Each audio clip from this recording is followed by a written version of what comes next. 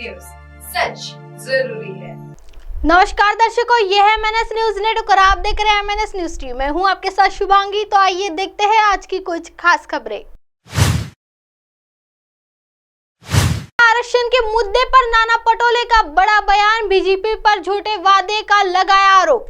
महाराष्ट्र में जारी मराठा आरक्षण की मांग को लेकर अब कांग्रेस की तरफ से नाना पटोले का बयान सामने आया है। पटोले ने कहा कि मुंबई मराठा समुदाय के लिए आरक्षण के मुद्दे को बीजेपी सरकार ने ही तूल दिया है। वही बीजेपी आरक्षण विरोधी पार्टी है, इसलिए उन्हें आरक्षण नहीं देना है। बीजेपी 9 साल से केंद्र की सत्ता में है, लेकिन उन्होंने फैसला नहीं लिया। ऐसा कहते हुए महाराष्ट्र प्रदेश कांग्रेस कमेटी के अध्यक्ष नाना पटोले ने महाराष्ट्र आरक्षण के मामले में फडणवीस पर गुमराह करने का आरोप भी लगाया है। उन्होंने कहा कि अगर बीजेपी मराठा समुदाय को आरक्षण देने की सच्ची इच्छा रखती है तो वो संसद के विशेष सत्र में आरक्षण पर निर्णय लेकर मराठा समुदाय को न्याय दिया जाना चाहिए। क्या बोले कांग्रेस नेता नाना पटोले? नाना पटोले ने कहा कि अगर मराठा समुदाय समेत पिछड़े समुदाय को आरक्षण देना है तो 50% की मौजूदा सीमा को भी हटाना होगा।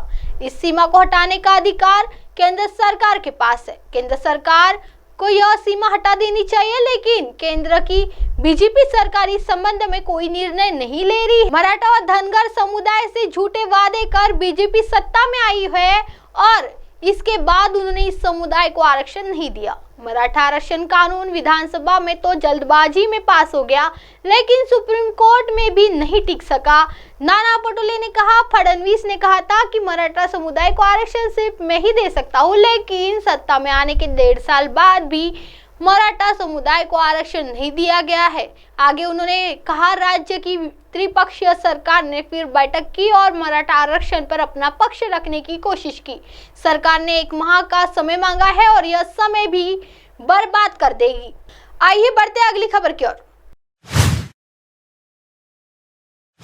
को लेकर तैयार दिल्ली अर्धसैनिक बल और दिल्ली पुलिस संभालेंगी मोर्चा, मीनाक्षी लेखी। में G20 की बैठक को लेकर तैयारियां पूरी हो चुकी है। यहां तक कि सुरक्षा इंतजामों का भी बार-बार जायजा लिया जा रहा है। इसी बीच केंद्रीय विदेश और सांस्कृतिक राज्य मंत्री मीनाक्षी लेखी ने G20 शिखर सम्मेलन में सुरक्षा के लिए किए गए इंतजामों को साझा किया। उन्होंने कहा कि अर्धसैनिक बल, दिल्ली पुलिस और कई अन्य लोग सुरक्षा कार्यों में लगे हुए हैं और उन्होंने कहा कि राजधानी सुरक्षित और संरक्षित होनी चाहिए। सुरक्षा को लेकर दिल्ली साथ एक इंक्लूसिव इंटरव्यू में केंद्रीय राज्य मंत्री लेखी ने G20 की तैयारियां, नेताओं और विदेशी गणमान्य व्यक्तियों की सुरक्षा पर बात की। उन्होंने कहा, जहां तक सुरक्षा का सवाल है, उस व्यवस्था की देखभाल अर्धसैनिक बलों, दिल्ली पुलिस सहित विभिन्न विभागों द्वारा की जा रही है और कई अन्य लोग उस प्रक्रिया में लगे हुए हैं। अब तक कई कार्यक्रमों का हुआ आयोजन, लेकिन भारत की अध्यक्षता में आयोजित G20 शिखर सम्मेलन की विविधता पर भी जोर देते हुए कहा, हमने लगभग 52 स्थानों पर 250 से अधिक कार्यक्रमों का आयोजन किया है। इतनी बड़ी संख्या में सम्मेलनों को संभालना कोई मजाक नहीं है। अगर कोई चीज सही ढंग से नहीं की गई तो यह एक बुरे और भयानक सपने जैसा हो जाएगा, लेकिन अब तक सब कुछ बिल्कुल सही ढंग से किया जाएगा। केंद्रीय राज्य मंत्री मीनाक्षी लेखी ने G20 शिखर सम्मेलन के लिए चुने गए अलग अलग प्रकार के व्यंजनों का भी जिक्र किया, लेकिन कहा, हमने भारत की सबसे बेहतरीन चीजों के जरिए भारत की संस्कृति की कहानी को प्रदर्शित करने की कोशिश की है। हमारा देश बहुत ज्यादा समृद्ध। लेखी ने यह भी कहा कि भारत के प्रत्येक पहलू को प्रदर्शित करना असंभव है। उन्होंने कहा, मैं कहना चाहती हूँ कि हमारा देश इतना समृद्ध है कि हम थोड़े समय में सब कुछ नहीं दिखा सकते। हम जो कुछ भी प्रदर्शित करने जा रहे हैं वह मेरे देश के कुल समृद्धि का 1000वां हिस्सा भी नहीं है। मैं बहुत गौरवान्वित भारतीय हूँ कि मैंने अपना जीवन यही बिताया है और मुझे लगता है कि अपने देश को जानने के लिए एक जिंदगी काफी नहीं है।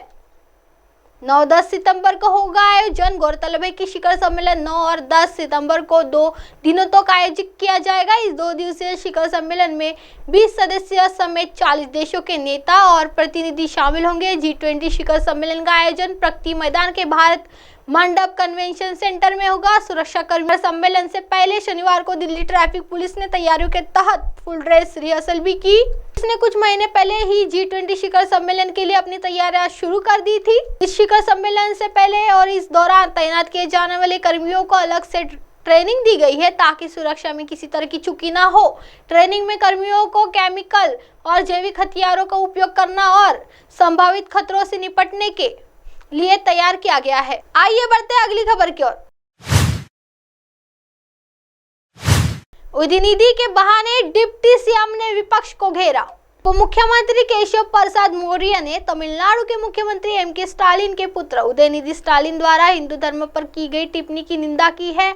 उन्होंने कहा है कि स्टालिन का बयान पूरे हिंदू समाज को गाली देने की कोशिश की है। सोमवार को इंदिरा गांधी प्रतिष्ठान में मीडिया द्वारा पूछे गए इस सवाल के जवाब में केशव प्रसाद मौर्य ने कहा कि स्टालिन बयान घोर अपमानजनक व निंदनीय है। उन्होंने कहा कि समाजवादी पार्टी के मुखिया अखिलेश यादव से सवाल पूछना चाहता हूँ कि वह बताए कि उनके बयान से सहमत है या नहीं। कांग्रेस की प्रियंका वाड्रा व राहुल गांधी बताए कि वह इस बयान से सहमत है कि नहीं असहमत है तथा कथित रूप से इंडिया गठबंधन जो प्रधानमंत्री नरेंद्र मोदी को तीसरी बार प्रधानमंत्री से रोकने के लिए बनी है उसे शामिल दल बताए कि वह इस बयान से सहमत है या असहमत है। एक अन्य सवाल के जवाब में उन्होंने कहा कि घोसी उपचुनाव भाजपा जीत रही है, सपा अराजकता और गुंडई के पर उतर आई है। अब आप हमारे चैनल को आपके मोबाइल पर भी देख सकते हैं। मोबाइल ऐप पर देखने के लिए play store MNS News TS download करें।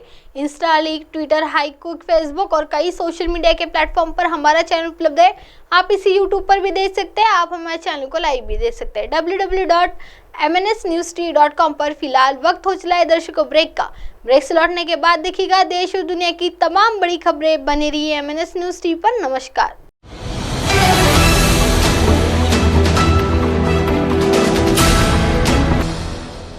ये है MNS न्यूज नेटवर्क और आप देख रहे हैं